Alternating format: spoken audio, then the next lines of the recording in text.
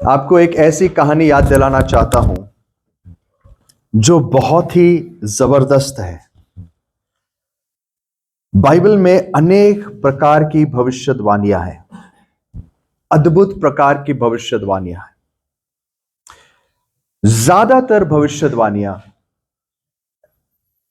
छुपी हुई है, जिसको हम कह सकते हैं they are cryptic in nature. मतलब भविष्यवाणी जरूर है, आने वाले समय की घटनाओं को स्पष्ट तरीके से बताया गया है, लेकिन एक गुप्त तरीके से। जैसे आइजाया 53 हमें इतने साफ शब्दों में बताता है कि मसीहा के साथ क्या होने वाला है, लेकिन साथ ही साथ पढ़ने वाले को इस सवाल के साथ छोड़ देता है कि यह किसके विषय है।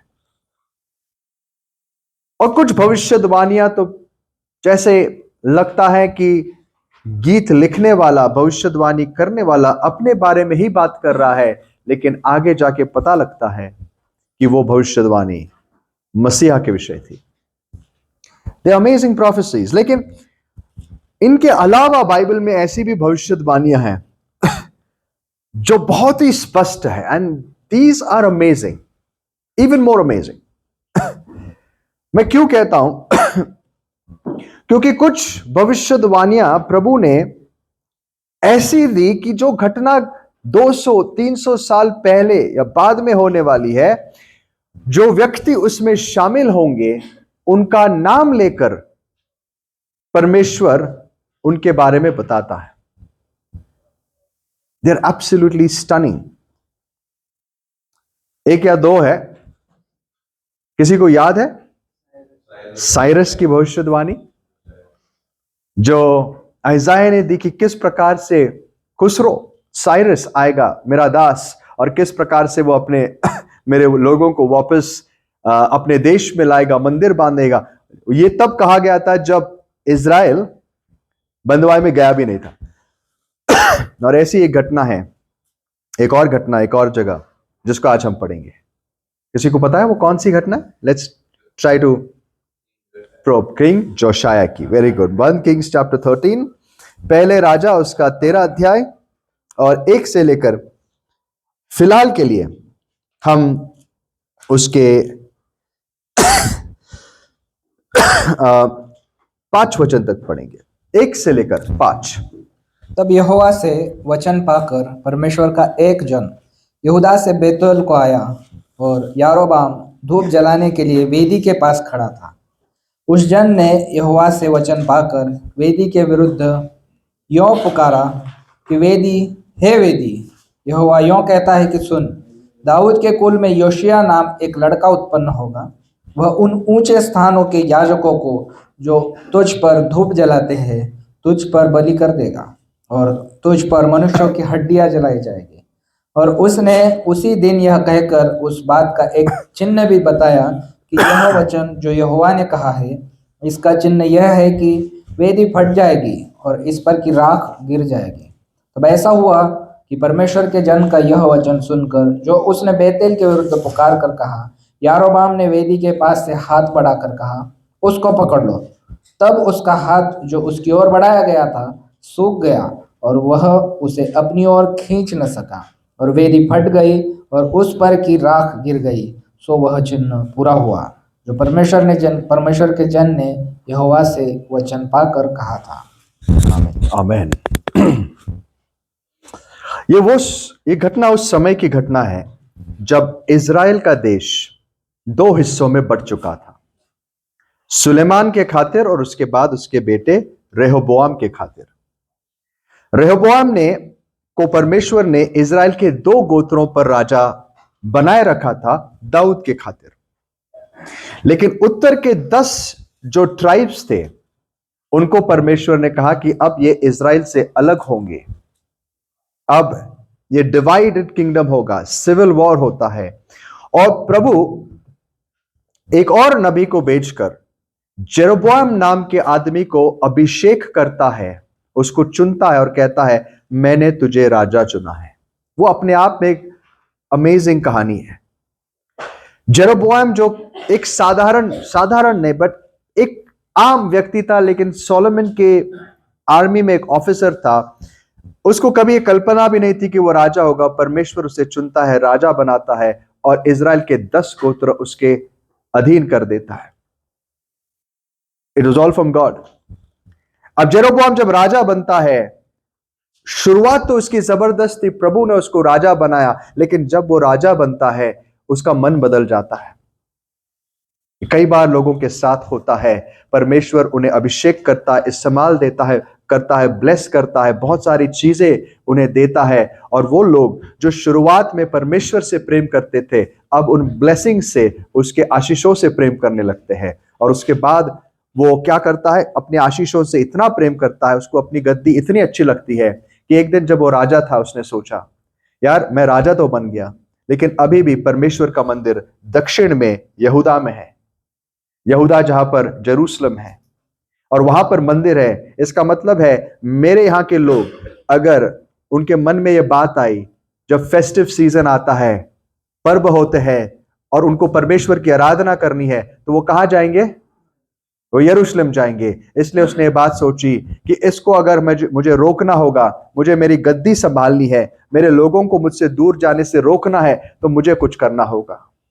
देखो, ये भूल गया उसको राजा बनाने वाला परमेश्वर था। अगर परमेश्वर ने उसको राजा बनाया तो उसको राज्य संभालने वाला भी कौन होगा? परमेश्वर होगा। परमेश्वर उसको जानता है ना, परमेश्वर ने उसको राजा बनाया है तो उसके राज्य को भी वही संभालेगा। अगर वो विश्वास योग्य बना रहता तो परमेश्वर उसके राज्य को बढ़ाता और भी ज्यादा आशीषित करता। इसके बावजूद कि लोग दक्षिण में जाके उपासना करके वापस आए, परमेश्वर जानता है उसमें से मार्ग कैसे निकालना। लेकिन इसने क्या सोचा, अब मुझे चीजें मेरे हाथ में लेनी पड़ेगी, मुझे मेरा राज्य बचाना पड़ेगा।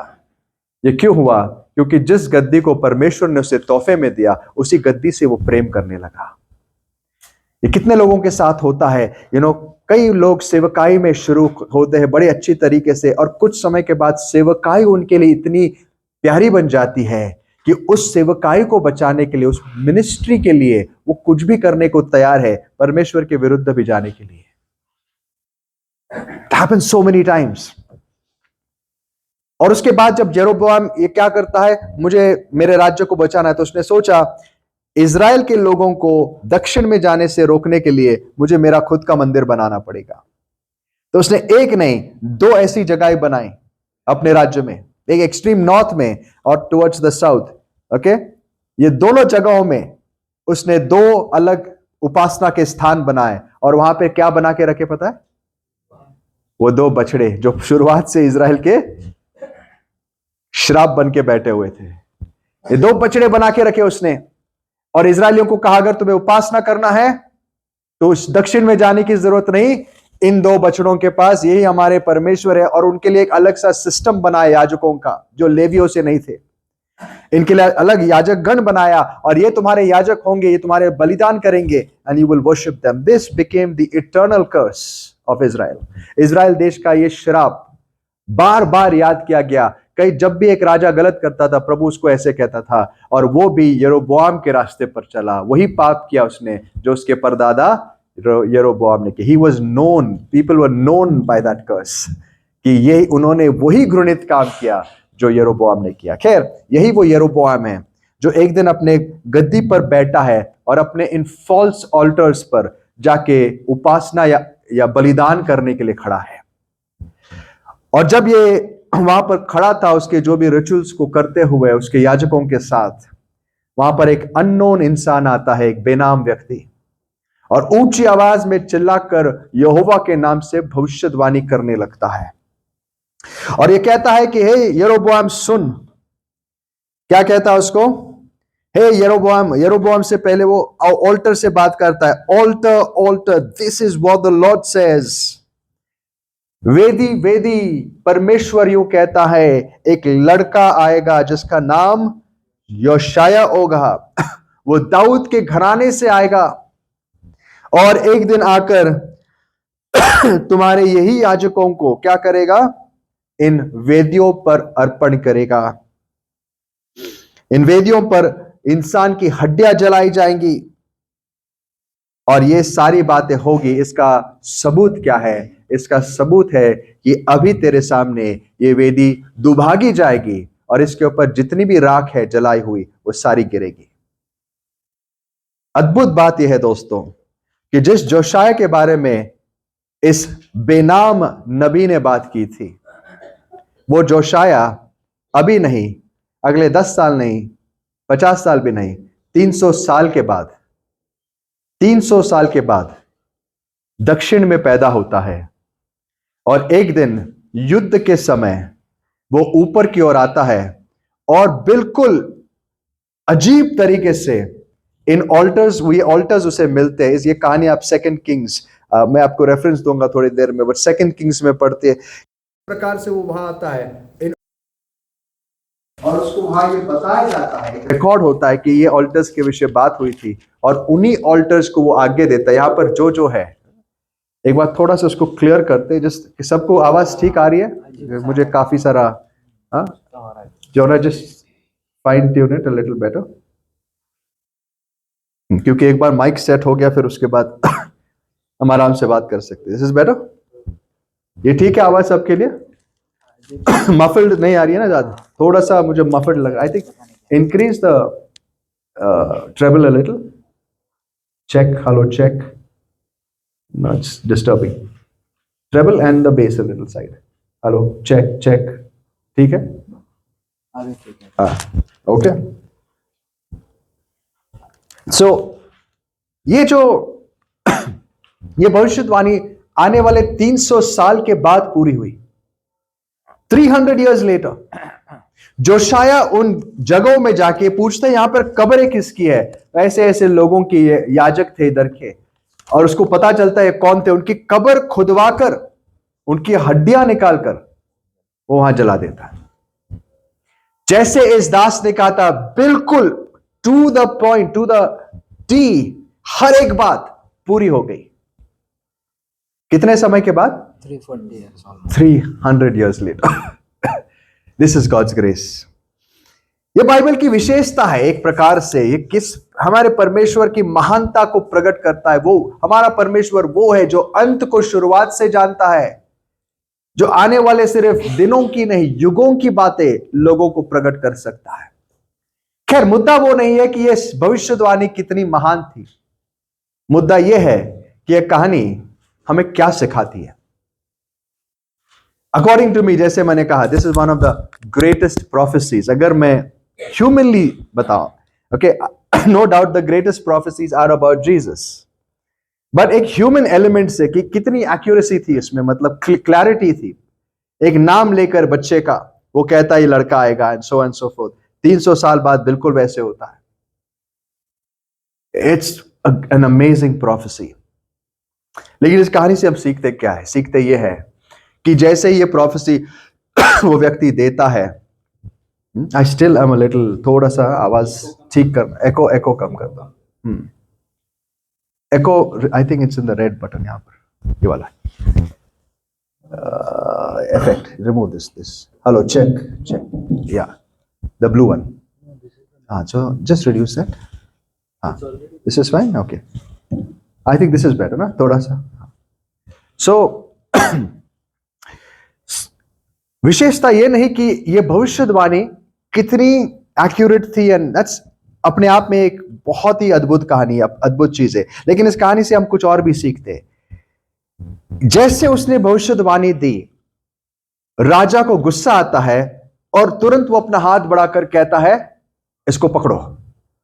और जैसे उसने हाथ बढ़ाया तो उसका हाथ ऐसे ही फ्रीज होता है, अटक जाता है और सिकुड़ जाता है, श्रिंक होता है, और वो अपना हाथ पीछे नहीं ले सकता। वो डर जाता है, पैरालाइज हो जाता है। और जैसे ही वो पैरालाइज होता है, उसको डर लगने के बाद वो देखता है कि जैसे इसने कहा था ऑल्टर टूट गया और सारे एशेस नीचे गिर गए, तो उसे डर लग के वो उस व्यक्ति से कहता है, हे परमेश्वर के दास, प्रभु से प्रार्थना कर कि वो मुझे ठीक कर दे, मुझे क्षमा करे नहीं, मेरे हृदय को ठीक करे नहीं, मेरे हाथ को ठीक करे। परमेश्वर का दास उसके लिए प्रार्थना करता है और उसका हाथ तुरंत ठीक होता है और राजा का मन बदल जाता है, परमेश्वर के प्रति नहीं, इस व्यक्ति के प्रति। अभी भी उसने जो प्रोफेसी दी, उस प्रोफेसी के मायने को वो नहीं समझता। उसको बस ये पता लग गया कि ये परमेश्वर का दास है, मेरा हाथ ठीक हो गया। तो वो उसको एक ऑफर देता है कि भाई एक काम कर, तू मेरे साथ घर चल, मैं तुझे अच्छा भोजन दूंगा और तुझे बहुत सारी दौलत दूंगा। और उस समय परमेश्वर का दास उससे कहता है, अगर तू मुझे अपनी आधी संपत्ति भी दे दे, हाफ योर वेल्थ, मैं तेरे साथ नहीं आ सकता, ना ही तेरे साथ भोजन कर सकता हूं, क्योंकि जिस परमेश्वर ने मुझे भेजा है उसने मुझे साफ शब्दों में कहा, तू जहां जाएगा उनको ये बता, और बताने के बाद दूसरे रास्ते से वापस लौट। तू किसी के साथ वहां भोजन मत कर उस जगह में, और किसी के साथ पानी तक मत पीना, तू वापस आ जाना। और वह वहां से दूसरा रास्ता लेके निकल जाता है। अब आता है इस कहानी का सबसे बड़ा ट्विस्ट। उस जगह, बेथेल नाम की जगह जहां से यह गुजर रहा था, जहां यह घटना हुई, वहां पर एक और प्रॉफिट रहता था जो बुजुर्ग था, बूढ़ा था। और इस प्रॉफिट को पता लगता है कि यार ऐसा एक जवान प्रॉफिट दक्षिण से आया है, यहां इतनी जबरदस्त भविष्यवाणी उसने दी है, मैंने सुना है, और वापस घर जा रहा है। तो वो अपने दो बेटों को कहता है, एक काम करो, गधे पर बैठो, जल्दी से कौन से रास्ते से गया देखो और उसको हमारे घर बुलाओ। और ये दो लड़के उसको जाकर क्या करते हैं, एक पेड़ के नीचे बैठा हुआ पाते हैं और उसको पूछते, क्या तू वही यहूदा से आया हुआ नबी है? तो वो कहता है, हां मैं हूं, आओ हमारे साथ। हाँ? ये जो बुजुर्ग है उससे बात करता है, वो कहता है, आइए पढ़ते ब्रदर वर्स 14 में। ये बुजुर्ग व्यक्ति उसके पास जाता है और उससे बात करता है, पढ़िए। परमेश्वर के जन के पीछे जाकर उसे एक बांज वृक्ष के तले बैठा हुआ पाया, और उसने पूछा, परमेश्वर का जो जन यहूदा से आया था, क्या तू वही है? उसने कहा, हाँ वही हूँ। उसने उससे कहा, मेरे संग घर चलकर भोजन कर। उसने उससे कहा, मैं न तो तेरे संग लौट सकता और न तेरे संग घर में जा सकता हूँ, और न मैं इस स्थान में तेरे संग रोटी खाऊंगा व पानी पीऊंगा, क्योंकि यहोवा के वचन के द्वारा मुझे आज्ञा मिली है कि वहां न रोटी खाना और न ही पानी पीना। जिस मार्ग से तू जाएगा उससे न लौटना। उसने कहा, जैसा तू नबी है वैसा ही मैं भी नबी हूँ। और मुझसे एक दूत ने यहोवा से वचन पाकर कहा कि उस पुरुष को अपने संग अपने घर लौटा ले आ, कि वह रोटी खाए और पानी पिए। यह उसने उससे झूठ कहा। हाँ, तो ये बुजुर्ग उसके पास जाता है गधे पर बैठकर, उसको मिलके बोलता है, तो वो प्रॉफिट है, हाँ चल मेरे साथ भोजन कर। तो उसको भी वो वही चीज दोहराता है कि प्रभु ने मुझसे कहा तू यहां खाना मत खा। अब इस समय ये बुजुर्ग व्यक्ति उसको ये कहता है, तू जैसा नबी है वैसा मैं भी नबी हूं, और परमेश्वर ने अपने दूत को भेजा और मुझको कहा कि तुझे घर लेकर भोजन खिला। ये बात सुनकर वो तुरंत मान जाता है और उस बुजुर्ग प्रॉफिट के घर वो जाता है। अब जब उस घर में जाता है, उसके साथ भोजन कर रहा था, हियर्स अनदर ट्विस्ट। यही प्रॉफिट जिसने अभी साफ साफ उससे झूठ बोला था, उसी प्रॉफिट के ऊपर प्रभु का आत्मा उतर के आता है और वो उसको कहता है, क्या कहता है, आइए हिंदी में ही पढ़ लेते हैं। लेट्स रीड फ्रॉम वर्स 20 से पढ़िए, sorry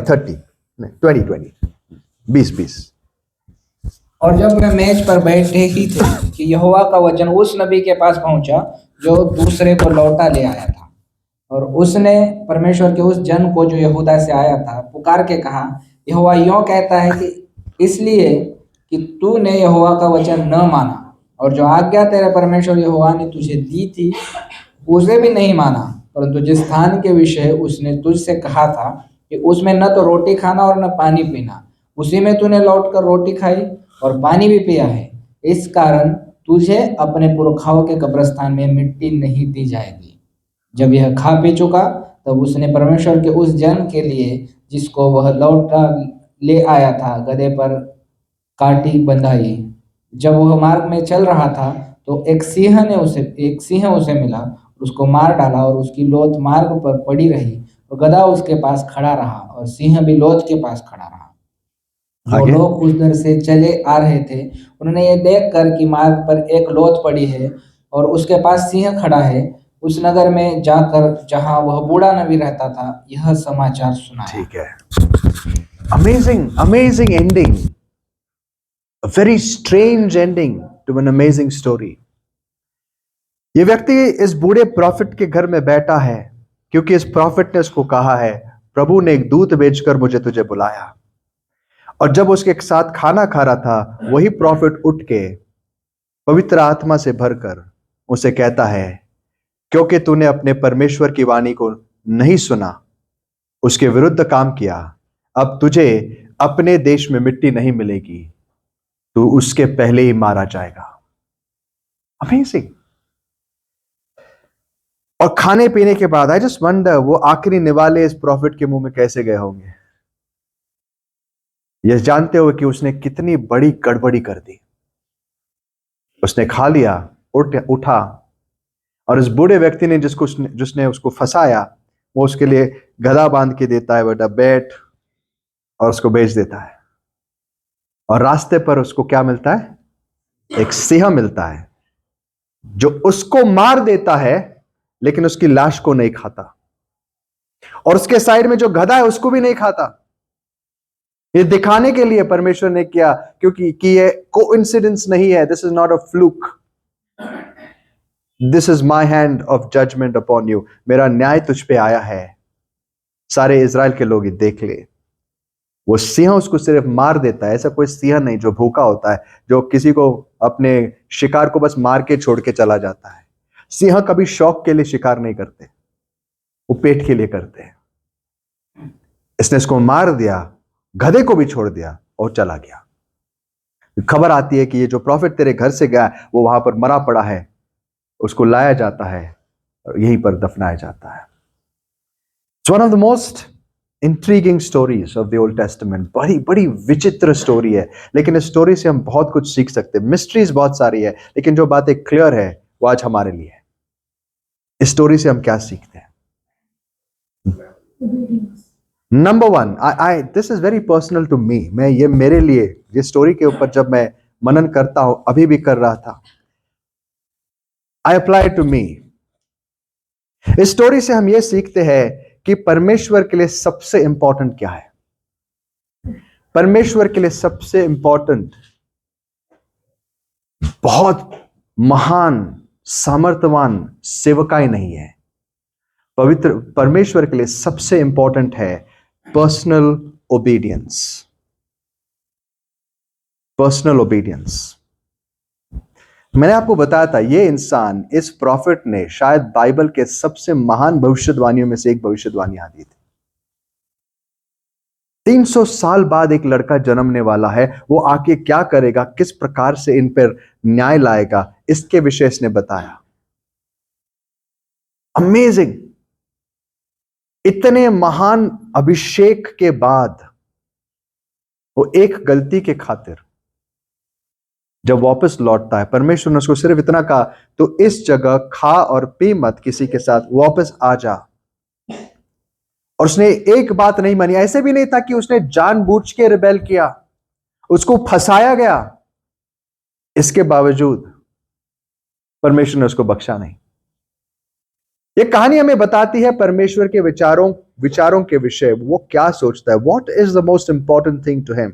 it is personal obedience. You know, मेरे जीवन में कभी भी ये इच्छा, एटलीस्ट जब से मैं प्रभु में मैच्योर होने लग गया, it is never about great ministries, बहुत महान सेवकाएं, बड़े बड़े संदेश प्रचार करना, ऐसे तूफानी संदेश प्रचार करना कि लोग सालों तक याद रखे, कोई फायदा नहीं अगर मैं किसी सिंह के पेट में एक दिन पाया जाऊं। पेट में नहीं तो रास्ते पर।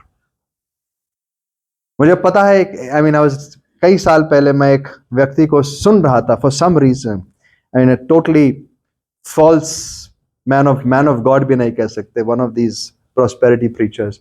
उसके कलीसिया में उसको क्या बुलाते हैं पता है? उसके कलीसिया में उसको बुलाते गोट। गोट पता है क्या है आज की भाषा में?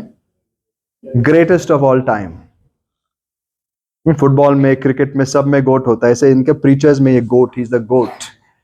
आई don't want to be the goat if one day I end up with the goats, है कि नहीं? गोट बन के क्या फायदा कि एक दिन मैं बकरियों के साथ ही रहूं प्रभु के बाईं ओर।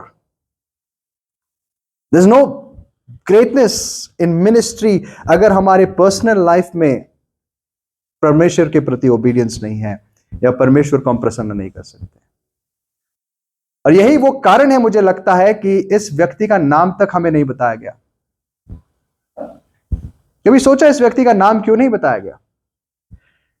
इतनी महान भविष्यवाणी दी, जिसके मुंह से भविष्यवाणी निकली उसको प्रभु ने पूरा जरूर किया, लेकिन इस व्यक्ति को अपनी जान गंवानी पड़ी। तो यह हमें बताता है what is God's order of importance. इसमें कोई बड़ी बात नहीं कि एक इंसान अंत के दिन में खड़ा होकर ये नहीं कह सकता, प्रभु मैंने तेरे लिए इतना त्याग किया, आई सर्व्ड यू, मैंने इतने संदेश प्रचार किए, लोगों को इतना प्रभावित किया, इतने लोगों की जिंदगियां बदली। बहुत पॉसिबल है एक व्यक्ति वहां खड़ा होगा, कई लोगों की जिंदगियां उसके संदेशों से बदली होगी, लेकिन वो खुद अपने आप को नरक की अग्नि में पाएगा। ये बहुत लोगों के साथ होने वाला है। If we are not careful about this, I would rather be a nobody. मैं एक ऐसा इंसान बनना चाहता हूं जो कोई नहीं जानता, बट मेरे पर्सनल लाइफ में अगर मैं प्रभु को प्रसन्न करूं, I am faithful in everything, I think मैंने एक सक्सेसफुल जीवन जी लिया है। यह प्राथमिकता हमें समझ में आनी चाहिए। It is not about your ministry, your work, your talent. इसमें कोई बड़ी बात नहीं है। प्रभु गधों से लेकर पत्थरों को तक इस्तेमाल कर सकता है। सेवकाई करना बहुत बड़ी बात है, बहुत अच्छी बात है, लेकिन प्राथमिकता में वो सबसे ऊपर नहीं होता।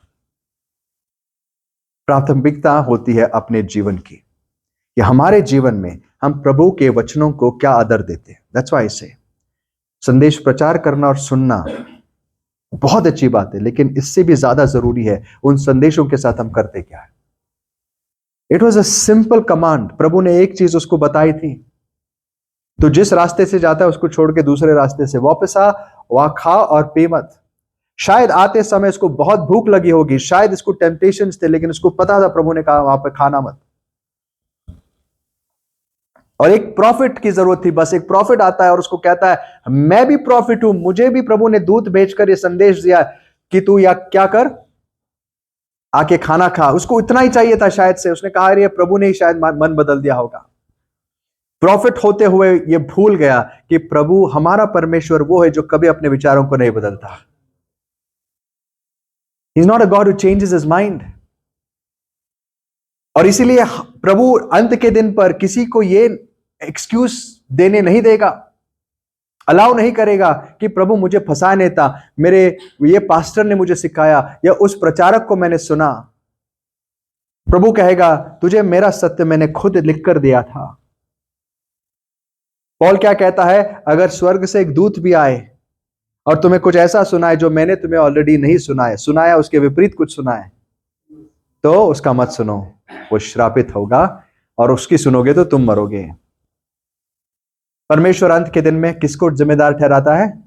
हमें। हमारे डिसोबीडियंस को हम किसी और पर थोप नहीं सकते, हालांकि वो गलत भी क्यों ना हो। एक प्रचारक अगर गलत प्रचार करता है तो उसकी जिम्मेदारी, उसका न्याय परमेश्वर के सामने उसको जवाब देना पड़ेगा, परमेश्वर उसका न्याय करेगा। लेकिन जो सुनकर फंसते हैं और जो उसकी बातें मानकर उस गलती में जाते हैं, उनको भी अपना जवाब परमेश्वर को ही देना पड़ेगा। वो ये नहीं कह सकते प्रभु मेरी गलती नहीं है। We are all accountable. इस प्रॉफिट को साफ पता था परमेश्वर की इच्छा क्या थी, लेकिन उसने उस झूठे व्यक्ति की बात सुनी और फंस गया। और वो फिर कहता है कि अब मैं क्या करूं। उसके लिए देखो, there was no second chance unfortunately. तो आइए हम इस विषय पर सोचते हैं कि क्रिश्चियन लाइफ में सबसे इंपॉर्टेंट क्या है। क्रिश्चियन लाइफ में सबसे जरूरी चीज क्या है? ये नहीं कि हम क्या क्या करते हैं, हमारे जो एक्टिविटीज है, दीज आर पेरिफेरल। ये नहीं कि हम कितना दान देते हैं, कितना गीत गाते हैं, कितना प्रचार करते हैं या कुछ और करते हैं या कितने संदेश सुनते हैं। क्रिस्ती जीवन में सबसे इंपॉर्टेंट है कि प्रभु के वचनों को हम कितना आदर देते हैं और कितना मानते हैं, हमारे जीवन में उसको कितना लागू करते हैं। That's all. That's all. Implementation, ये हमारे जीवन की प्राथमिकता होनी चाहिए. प्रभु ने कहा है तो मुझे करना है, करने पर ध्यान दो. बातें सब करते हैं. आज मुझे बातें करने में बहुत हिचकिचाहट होती है.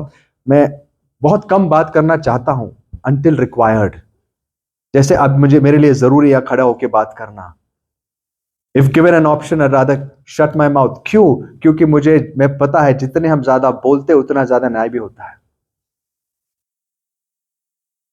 प्रभु कहता है याकूब 3 में, सब सिखाने वाले मत बनो. क्यों? क्योंकि उनको दुगना हिसाब देना पड़ेगा. They have a greater judgement. जितनी ज्यादा बड़ी सेवा, कई बार मैं सोचता हूं आई एम वेरी हैप्पी. मैं जानता हूं परमेश्वर की टाइमिंग और परमेश्वर की योजना परफेक्ट होती है. मैं कई बार सोचता हूं आई एम वेरी हैप्पी कि मेरा इन्फ्लुएंस बहुत बड़ा नहीं है. क्यों पता है? क्योंकि मैं जानता हूं कि मैं कई बार मेरी गलतियों को सुधारने का मौका मिला है. इमेजिन मैं बहुत लोगों को इन्फ्लुएंस कर सकता हूं, I teach all the wrong things, फिर क्या करूं? उसको करेक्ट करना पॉसिबल नहीं है. I'd rather be a nobody, जैसे मैंने कहा, and discover truth. उस ट्रूथ को फॉलो करो और उसको मेरे जीवन में इंप्लीमेंट करो. और when I am sure कि मुझे पता है कि अब प्रभु चाहता है कि ये ट्रूथ और लोगों के पास जाए, so be it. एजरा के जीवन की क्या पैटर्न थी जिससे हमने आज सीखा और पिछले हफ्तों में भी सीखा? Correct. He had committed himself. उसने अपना मन बना लिया था पवित्र शास्त्रों को पढ़ने में, परमेश्वर के नियमों को पढ़ने में, समझने में, करने में और फिर सिखाने में.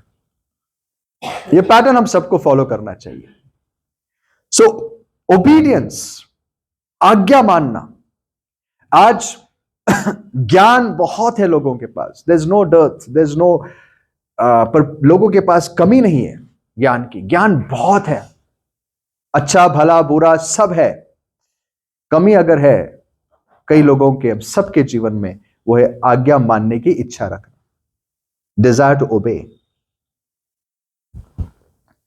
आपको पता है न्यू टेस्टामेंट आप पूरा पढ़ के देखिए. What is the focus of the teaching of the apostles? Apostles के जो फोकस है न्यू टेस्टामेंट में, वो सबसे अधिक किस पर है? कभी देखा? अपोस्टल्स ने जब भी सिखाया वो 2 चीजों पर बहुत जोर देते थे. शुरुआत में वो इस बात पर जोर देते थे कि यीशु कौन है. खास करके जो नए लोग हैं उनको ये बताने में कि यीशु कौन है, उसके विषय शास्त्र क्या कहते हैं. और शास्त्र वो सिर्फ तब यूज करते थे जब यहूदियों से बात करते थे.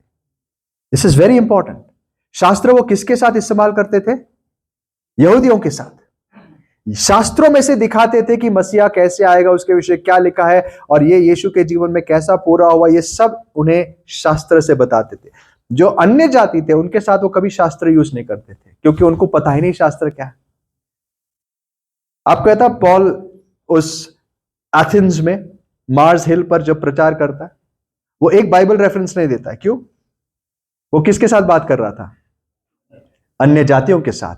और वहां पर वो उनके कवियों को कोट करता है. वो उनके कवियों से वो बात करता है, नेचर से बात करता है, शास्त्रों से नहीं. तो यहूदियों के साथ वो शास्त्रों से बात करते थे और दिखाते थे कि यीशु कौन है. एक बार लोगों को पता लग गया यीशु कौन है, एक बार यीशु को वो जानने लग गए, उसके ऊपर विश्वास करते, फिर टीचिंग कंप्लीटली शिफ्ट होता था और फोकस एक और चीज पर होता था. आपको बताया क्या? किस चीज पर? आज हम डॉक्ट्रिन्स की बहुत बात करते हैं. हर एक व्यक्ति, हर एक चर्च को लगता है हमारा डॉक्ट्रिन सही है. डॉक्ट्रिनल इश्यूज पर एंड हमारे लिए डॉक्ट्रिन ये शब्द बहुत अलग हो चुका है. आइए देखते हैं डॉक्ट्रिन बाइबल में क्या है. टाइटस चैप्टर 2 में जाएंगे हम लोग. टाइटस चैप्टर 2, तीतुस उसका 2रा अध्याय. 1 से पढ़िए भाई. पर तू ऐसी बातें कहा कर जो खरे उपदेश के योग्य है. अभी ये 1 सेकंड में इंग्लिश में पढ़ता हूं. पॉल अभी टाइटस को कह रहा है, टाइटस जो कलीसिया स्थापित करने जा रहा है. You however must teach what is appropriate to sound doctrine. तो उन्हें साउंड डॉक्ट्रिन सिखा। आगे पढ़िए, डॉक्ट्रिन क्या है? अर्थात बूढ़े पुरुष सचेत और गंभीर और संयमी हो और उनका विश्वास और प्रेम और धीरज पक्का हो। इसी प्रकार बूढ़ी स्त्रियों का चाल चलन पवित्र लोगों का सा हो, दोष लगाने वाली और पियक्कड़ नहीं, पर अच्छी बातें सिखाने वाली हो, ताकि वे जवान स्त्रियों को चेतावनी देती रहे कि अपने पतियों और बच्चों से प्रीति रखें, और संयमी, पतिव्रता, घर का कारोबार करने वाली, भली और अपने अपने पति के अधीन रहने वाली हो, ताकि परमेश्वर के वचन की निंदा न होने पाए। ऐसे ही जवान पुरुषों को भी समझाया कर कि संयमी हो, सब बातों में अपने आप को भले कामों का नमूना बना, तेरे उपदेश में सफाई, गंभीरता और ऐसी खराई पाई जाए कि कोई उसे बुरा न कह सके, जिससे विरोधी हम पर कोई दोष लगाने का अवसर न पाकर लज्जित हो। दासों को समझा कि अपने अपने स्वामी के अधीन रहे और सब बातों में उन्हें प्रसन्न रखे और उलट कर जवाब न दे, चोरी चालाकी न करे, पर सब प्रकार से पूरे विश्वास से निकले कि वे सब बातों में हमारे उद्धारकर्ता परमेश्वर के उपदेश को शोभा दे। This is sound doctrine. ये क्या है? सच्चा उपदेश। कई बार आप अगर विश्वासियों को मिले, आज विश्वासियों के बीच एक काफी तनाव आपको दिखता है, खास करके अगर they are from different denominations. और तनाव इस बात का होता है कि आप इस विषय के बारे में क्या सोचते हैं, आप पवित्र आत्मा के विषय क्या सोचते हैं, आप एंड टाइम्स के विषय क्या सोचते हैं, आप इसके विषय क्या सोचते हैं। और जब उन्हें पता लगता है कि इसकी सोच और मेरी सोच इस विषय पर अलग है, हम एक दूसरे से क्या बन जाते हैं? अलग बन जाते। बहुत कम लोग होते हैं जो ये कहते हैं, भाई आप यीशु पर विश्वास करते हो, अमेजिंग। यीशु पर विश्वास करने के बाद आपके जीवन में क्या हुआ, मुझे बता। How has your life changed? मैं बताता हूं, यीशु पर विश्वास करने के बाद मेरा जीवन इतना बदल गया, प्रभु ने इतना अनुग्रह दिया है। मैं बहुत गुस्से वाला इंसान होता था, आज प्रभु ने मुझे कंट्रोल किया है, मुझे उसकी दया से, उसकी कृपा से बहुत कम गुस्सा आता है। I become very patient my brother. पहले मेरी बहुत बड़े बड़े एम्बिशंस होते थे, आज मेरे कोई एम्बिशंस नहीं, मैं प्रभु का दीवाना हो गया हूं। आप बताइए आपके जीवन में क्या हुआ है? एक समय था जब मेरे अंदर बहुत वासनाएं होती थी और सिर्फ उसके अलावा कुछ सोचता नहीं था। आज प्रभु ने मुझे मेरी इच्छाओं को बदल दिया है। आज मुझे प्रभु के लोगों के साथ रहना अच्छा लगता है। मेरे आंखों को उसने शुद्ध कर दिया है। आप बताएं आपकी कहानी कैसी है? कितनी बार हम विश्वासियों को मिलके, कभी आपने सोचा ये वाला सवाल? कोई पूछता है नहीं। आपको सवाल ये मिलेगा, आपके चर्च का डॉक्ट्रिन क्या है? बैप्टिज्म के बारे में आप क्या सोचते हो? टंग्स के बारे में क्या सोचते हो? इसके बारे में क्या सोचते हो? और उसके बेसिस पर हम डिसाइड करते हैं कौन विश्वासी है, कौन विश्वासी नहीं। आपको एक चीज बताना चाहता हूं, न्याय के दिन प्रभु हमारा ओरल टेस्ट नहीं लेने वाला है, या रिटन टेस्ट भी नहीं लेगा। Come on, tell me the doctrine of the Godhead. आपको क्या समझ में आता है?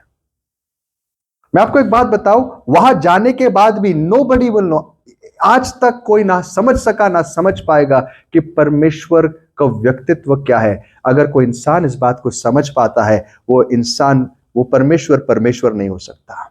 मैं हमेशा कहता हूं, अगर एक कुत्ता इंसान को समझ सकता है, फिर कुत्ते और इंसान में कोई फर्क नहीं है, दोनों एक ही लेवल पर है। द ऑडेसिटी ऑफ मैन, कि हम ये समझ सकते कि हम परमेश्वर को एक्सप्लेन करें, इट्स इम्पॉसिबल। आपको पता है, चर्च के पहले 300 साल में चर्च में ऐसे ऐसे लोग थे जिनके कई टॉपिक्स पर अलग अलग विचार। आप चर्च हिस्ट्री आज बहुत कम लोग पढ़ते हैं, अनफॉर्चुनेटली। अलग, every topic there was disagreement. कितने टॉपिक्स पर अलग अलग विचार थे लोगों के, right from the Godhead to eschatology, end times में क्या होगा, अलग अलग व्यूज थे। लेकिन एक चीज आपको कॉमन मिलती है, दे वर ऑल टुगेदर, वो साथ रहते थे। मतभेद होने के बावजूद वो डिस्कशंस होते थे उनके, लेकिन कभी भी उनके बेसिस ऑफ यूनिटी वो वाले सो कॉल्ड लॉजिकल फिलोसॉफिकल चीजें नहीं होती थी, वो होती थी लाइफ। अगर कोई इन शिक्षणों को नहीं माने, वो हमारा नहीं है। इन शिक्षणों को माने, इसके अनुसार चले, वो हमारा भाई है। That used to be the basis. First 300 years, it is only then, आपको पता है एरियन कंट्रोवर्सी अगर आपने कभी सुनी है, तब जब तक एरियन कंट्रोवर्सी नहीं आई थी और काउंसिल ऑफ नाइसिया उसके बाद हुआ, इन रिस्पॉन्स एथनेशियस और एरियस के बीच में जो बहुत बड़ा फिर मैं कह सकता हूं डिबेट हुआ, उस समय तक चर्च में बहुत सारे यूनिटेरियंस थे। यूनिटेरियंस का मतलब वो लोग जो यीशु को परमेश्वर भी नहीं मानते थे, बिकॉज उनको पूरी तरीके से ब्लेम नहीं किया जा सकता। कई बार आप बाइबल पढ़ो, आपको दिखता है यीशु इंसान जैसा है, कई बार आप बाइबल पढ़ो अरे वो तो परमेश्वर है। इसकी क्लैरिटी लोगों को बाद में आई, पहले से थी लेकिन उसको ट्रांसलेट होने में टाइम लग गया। लेकिन तब तक वो कई लोग ऐसे थे जो इस विषय पर साफ नहीं थे लेकिन चर्च में एक्सेप्ट किए जाते थे। इट इज ओनली आफ्टर 325 जब कई सारे चर्च में कंफर्टेबल सिचुएशंस आने लग गए, जब आइडियाज इंपॉर्टेंट होने लग गए। आपको पता है जब चर्च मिडिल एजेस में आया, इतना चर्च में गड़बड़ी हो चुकी थी, इतनी डार्कनेस आ गई थी कि थियोलॉजियंस बैठ के क्या डिस्कस करते थे पता है आपको? एक बहुत बड़ा डिस्कशन रिकॉर्ड किया गया इस विषय पर। वहां के जो थियोलॉजियंस हैं वो इस विषय को डिस्कस कर रहे थे, how many angels can dance on a pin head. कितने एंजल्स एक पिन के ऊपर खड़े होकर नाच सकते हैं? चर्च में ये डिस्कशन चल रहा है। मुझे बताइए इसका क्या फायदा है? यही होता है व्हेन फिलॉसफी रिप्लेसेस लाइफ। तत्व ज्ञान जीवन को रिप्लेस कर देता है।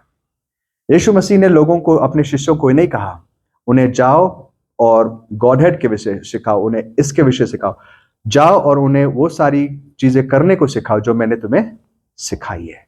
मैथ्यू 28:19, लेट्स रीड, आइए। मैथ्यू 28:19।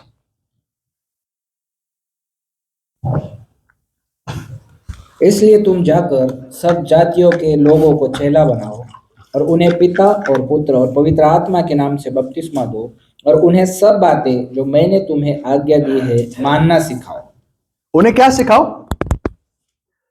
बस इस एक वाक्य पर ध्यान दो, उन्हें क्या सिखाओ? शिष्य बनाओ और उन्हें क्या सिखाओ? पढ़िए भाई। हाँ, सब बातें जो मैंने तुम्हें सब बातें जो मैंने तुम्हें आज्ञा दी है मानना सिखाओ। दोस्तों मैं एक सवाल पूछना चाहता हूं, एक इंसान अगर वो सारी चीजें जानता है जो आज वो किसी को भी डिबेट में हरा सकता है, किसी को भी सारी चीजों में बहुत सारा ज्ञान पाकर परमेश्वर के सामने खड़ा है, और एक दूसरा व्यक्ति है जिसको ये सब एक्सप्लेन करने नहीं आता, लेकिन परमेश्वर उन्हें देखता है न्याय के दिन। ये व्यक्ति, इसको जब इसके लोग गालियां देते थे, इसको कुछ आता नहीं लेकिन गपचुप बैठता था, क्योंकि इसको पता था मैंने क्या कहा, किसी ने एक गाल पे मारा तो दूसरा दे दो। ये व्यक्ति ऐसा था, ज्ञान तो बहुत है लेकिन जो बात 5 साल पहले किसी ने कही उसको गुस्सा लेके बैठता था। ये व्यक्ति, दूसरा व्यक्ति पूरी कोशिश करता था, उसके मन में गरीबों के प्रति प्रेम था, क्योंकि मैंने कहा अगर तूने किसी गरीब के लिए, मेरे बच्चे के लिए किया तो मेरे लिए किया। उस प्रेम से वो दूसरों की सेवा करता था। ये इंसान चर्च में बड़ी बड़ी बातें करता था, प्रकाशन की बातें करता था, लेकिन एक दिन किसी को मदद करने के लिए हाथ नहीं उठाया। ये दूसरा व्यक्ति बाइबल किसी को सिखा नहीं सकता था, उसको वो कम पढ़ता था। वो लोग जब उसको कुछ पूछते थे कई बार जवाब नहीं देता, लेकिन उसके जीवन से कई लोग प्रभावित होते थे कि ऐसे कैसे जीता है। कभी गुस्से में गालियां नहीं देता था, कभी झगड़ा नहीं करता था, किसी स्त्री को बुरी नजर से नहीं देखता था। और ये लड़का बातें तो बड़ी बड़ी करता है लेकिन मन में बहुत सारा कपट और वासनाएं भरी हुई थी। मुझे बताइए न्याय के दिन कौन अंदर होगा, कौन बाहर होगा आपके हिसाब से? It's simple, it's not difficult. मुश्किल बात नहीं है समझने के लिए, it's a very simple equation. हमें दूसरों को बताने के लिए ज्ञान प्रभु देगा जब जरूरत पड़े, उसकी भी एक जगह उसकी जरूरत है, लेकिन प्राथमिकता क्या है? अगर मैं लोगों को बड़ी बड़ी बातें सुनाऊं और मेरे पर्सनल लाइफ में फेल हो जाऊं, मैं भी इस नबी के जैसे सिंह के बगल में, शायद उसके पेट के अंदर रहूंगा। ये बात हमें समझ में आनी चाहिए। What is important? 4 बातें समझ में आई, उसको करने की कोशिश करोगे, बहुत आगे जाओगे। इसके बजाय 100 बातें सुनो और कुछ भी मत करो, ज्ञान पाके आनंदित होकर चले जाओ। साउंड डॉक्ट्रिन क्या है? पॉल क्या कहता है? What is sound doctrine? बुजुर्गों को सुना, जो बूढ़े लोग हैं उनको ये बता, सभ्य रहो, एग्जाम्पल्स बनो, जो जवान है उनको सिखाओ। क्या सिखाओ? कि तुम दूसरों के सामने कैसे रहो। जो बुजुर्ग स्त्रियां हैं वो अपने बहू और बेटियों को सिखाए अपने पतियों से कैसे प्रेम करे, वो खुद गॉसिप न करे, दूसरों की निंदा न करे, वो दूसरों के विषय कुछ बुरा न कहे, ताकि क्योंकि उनको देखकर जवान लोग सीखते हैं। This is sound doctrine. पत्नियों को कहो अपने पतियों से का आदर करे, उनको ऐसे वैसे उठ पटांग बातें न कहे। दोस्तों, these are the most important things in life. पतियों को कहो अपने पत्नियों से प्रेम करे, जवान अपनी वासनाओं पर काबू रखे। This is sound doctrine. Church में यह सिखा। और अगर आपने कभी आपके हाथ में चर्च हिस्ट्री की किताबें आई तो आप इस पर भी जरा गौर करना कि इनिशियल अर्ली चर्च में सर्मन्स कैसे होते थे। प्लिनी द यंगर एक लेटर लिखता है एक गवर्नर को, if I am not mistaken, और उस लेटर में उसकी एक दुविधा है। उसकी दुविधा यह है कि ख्रिस्ती लोगों का विरोध सब लोग करते हैं, लेकिन मेरे पास केस आया है इनके विरुद्ध कार्रवाई करने का, लेकिन मैं दुविधा में हूं क्योंकि ये लोग इतने अच्छे हैं, इनके खिलाफ मैं क्या कार्रवाई करूं? मैं आपसे सलाह चाहता हूं। एम्परर को शायद लिखता है और वो पूछता है कि क्या करूं। ये लोग क्या करते हैं, हफ्ते के पहले दिन एक साथ आते हैं, साथ में आकर बैठते हैं, कुछ गीत गाते हैं, उसके बाद सब मिलके एक भोजन करते हैं, और भोजन के बाद इनमें से एक दो लोग उठकर दूसरों को सिखाते हैं और दूसरों को प्रोत्साहन दे करते हैं। इस हफ्ते किसी की झूठ मत बोलना, इस हफ्ते तुम जब काम पे जाते हो कुछ गड़बड़ी मत करना, इस हफ्ते तुम्हारे बीच कोई झगड़ा ना हो, यही बताते हैं। ऐसे बोलने वाले लोगों को हम जेल में क्यों डालें? एक अन्य जाति व्यक्ति एक क्रिश्चियन सर्मन को रिकॉर्ड करता है। शायद वो एक दिन आया होगा छिप के, या किसी को भेजा होगा, देखिए लोग क्या करते हैं, और रिकॉर्ड करता है उनके सर्मन्स क्या होते थे। उनके सर्मन्स ये नहीं होते थे कि अगर तुम दोगे तो 100 गुना पाओगे, इस कलीसिया में तुम बोगे तो तुम्हें 4 गाड़ियां मिलेगी, confess it, say it, I am healed, I am healed. None of that was preached. यही कहते थे यीशु ने जो सिखाया वो हमें आपको सिखाते हैं, बी अ गुड क्रिश्चियन। क्या ये आज हमारा एम्फेसिस है? पर्सनली यही सिखाते थे। In fact this is how they preached for centuries, at least the initial, शुरुआत में। क्योंकि यीशु ने क्या आज्ञा दी? जो मैंने तुम्हें सिखाया वो मानने दूसरों को सिखाओ। पहले एग्जाम्पल बनो और फिर दूसरों को सिखाओ। That should always be the priority. दोस्तों, आज प्रॉब्लम यही, आज लोग सुनते बहुत है, बहुत है। We are overloaded. आपको बताया कि इंसान अगर सिर्फ खाते रहेगा, खाते रहेगा, खाते रहेगा और पचाने के लिए टाइम नहीं देगा, क्या होता है? ऐसे इंसान को क्या बोलते हैं? क्या बोल सकते हैं? खादाड़, गिदड़, जो भी बोलते हैं उसको। सिर्फ खाते रहते, आने दो, खाने दो, खाने। खा खा के उल्टी हो जाएगी, कुछ होगा नहीं उसका। खाने का भी एक प्रोसेस होता है यार। जितना चाहे खाओ और उसके बाद उसको क्या करो? पचाओ। उसके बाद शरीर को उसको यूज करने दो और तब जाके अगला मील खाओ। वचन के साथ भी यही करो। जो सीखते हो क्या करो?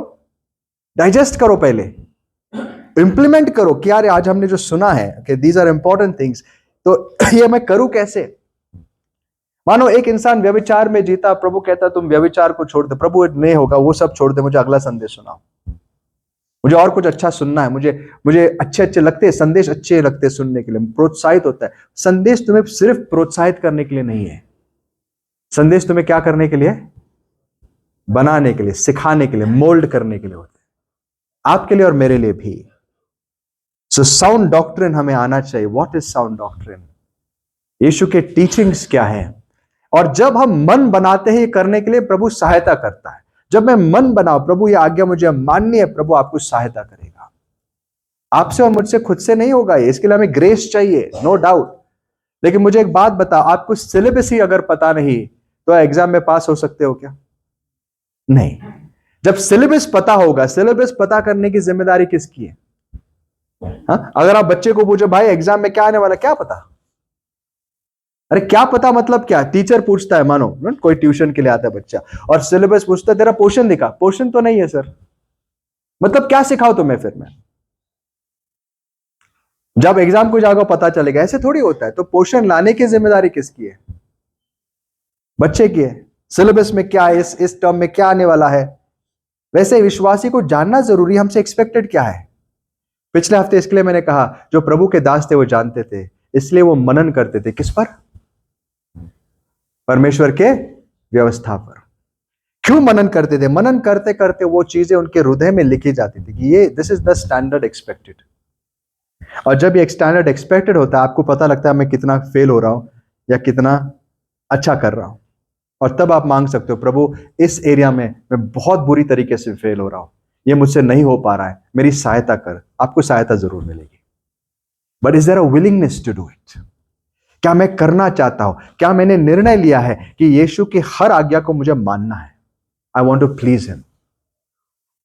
क्या मैं सोचता हूं नहीं ये चल जाता है, प्रभु देख लेगा? नहीं। इस प्रॉफिट को याद रखो, उसको एक ही आज्ञा दी थी, तू खा और पी मत इनके साथ। इनफैक्ट एक और चीज उस कहानी में स्ट्राइकिंग है, क्यों खाना नहीं है, क्यों पीना नहीं, इसका रीजन भी नहीं बताया प्रभु ने।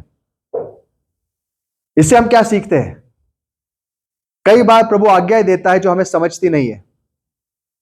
प्रभु एक्सपेक्ट क्या करता है? तुझे समझे या ना समझे, तेरा काम क्या है?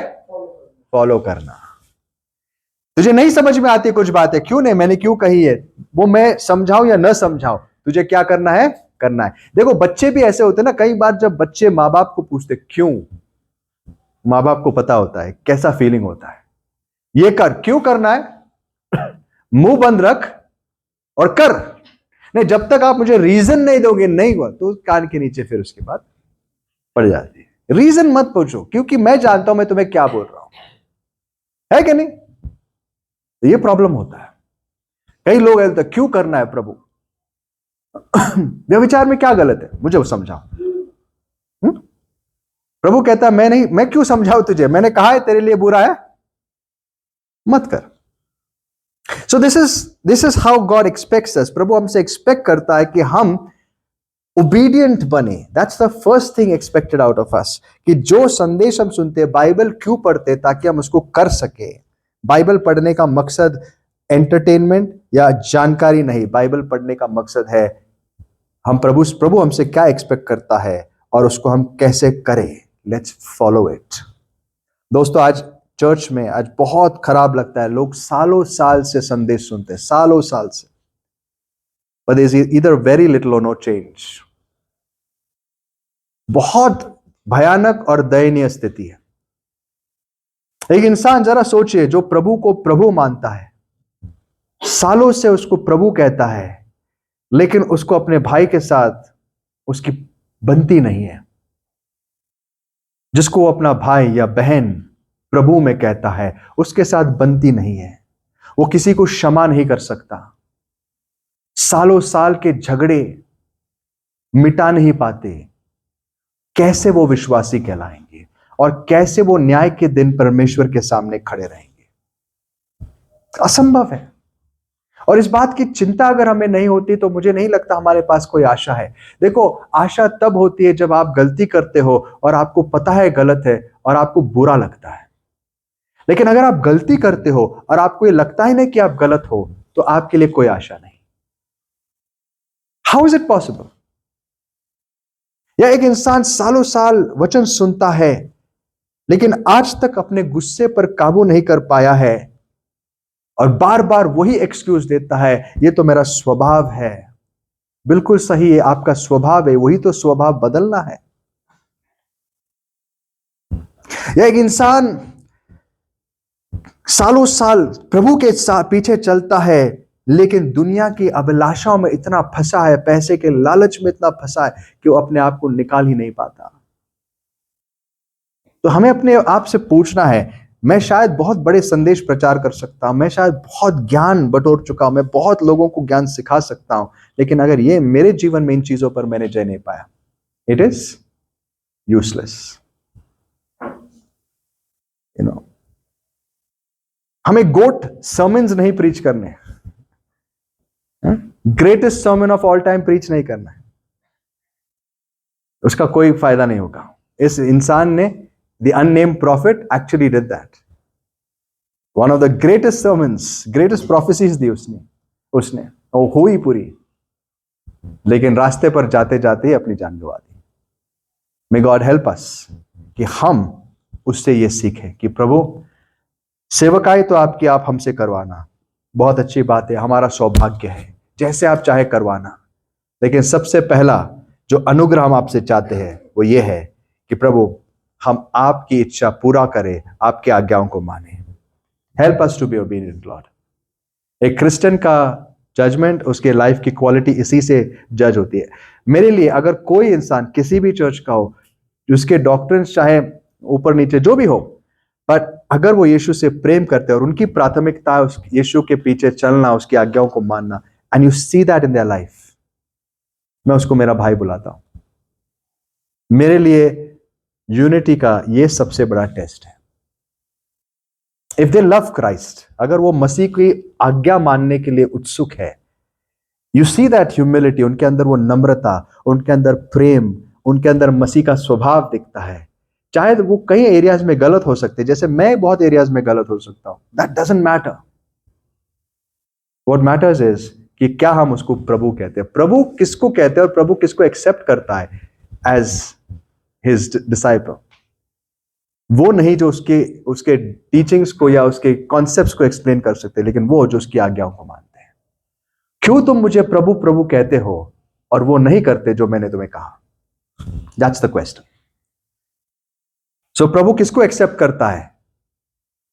सारे तो उसको प्रभु बोलते हैं, everyone, there are millions who call him lord, लेकिन प्रभु किसको जानता है? वो जो उसकी आज्ञाओं को मानते हैं। अंत के दिन बहुत लोग आएंगे मेरे पास, ये कहेंगे प्रभु प्रभु, मैंने तेरे नाम से ये किया, तेरे नाम से वो किया, भविष्यवाणी की जैसे इस व्यक्ति ने की, मैंने और क्या कुछ नहीं किया, लेकिन मैं उनसे क्या कहूंगा? मैं तुम्हें जानता तक नहीं। आइए प्रार्थना करते कि खुदावन हम कभी भी उनमें से ना हो। प्रभु हमें उसके मार्गों पर रखे और हमें एक ऐसा मन दे कि हम हमेशा आज्ञा मानने के लिए उत्सुक रहे, आज्ञा मानने के लिए तत्पर रहे, और ये हमारे जीवन की प्राथमिकता बने। क्योंकि परमेश्वर बलिदानों से और बड़ी बड़ी बातों से प्रसन्न नहीं होता, लेकिन आज्ञा मानने से वो प्रसन्न होता है। ये बात शामूएल ने सौल को समझाई थी। वो तेरे बलिदानों से प्रसन्न नहीं होता, तेरे बड़े कामों से प्रसन्न नहीं होता, वो प्रसन्न अगर होता है तो तेरे आज्ञा मानने से। इसीलिए आज हम प्रभु से मांगेंगे, प्रभु एक ही वरदान मुझे दे कि मैं तेरे वचनों को इतनी इज्जत दूं कि अगर आपने कुछ कहा है तो मैं वो करना चाहता हूं। अगर मुझसे नहीं होता है तो तू मेरी सहायता कर, और help me Lord to obey. आइए हम दुआ करते हैं।